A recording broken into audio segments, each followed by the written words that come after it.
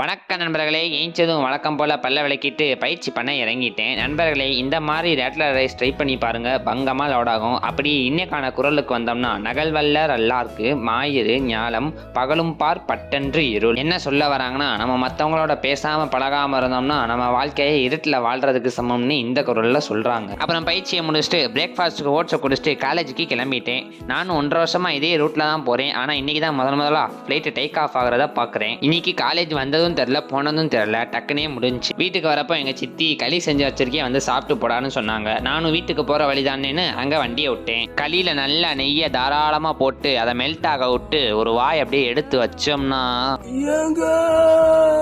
அப்படியே அல்வா மாதிரி கரைஞ்சு ஓடுது. நண்பர்களே, இவ்வளோ அருமையாக இருந்தால் விடுவோமா? இன்னும் ரவுண்டு வாங்கி ஒரு கட்டு கட்டிட்டேன். அப்புறம் வீட்டுக்கு வந்துட்டு பயிற்சியில் இறங்கிட்டேன். இவனை கழுவி வச்சதே மறந்துட்டேன். அப்புறம் எடுத்து காலில் ஃபிட் பண்ணிவிட்டு பயிற்சியை முடிச்சுட்டு இரவுக்கு வழக்கமாக சாப்பிட்ற பன்னீரும் தோசையும் சாப்பிட்டு மீன் எண்ணெயை போட்டு மட்டை ஆகிட்டேன். நண்பர்களே, டாட்டா.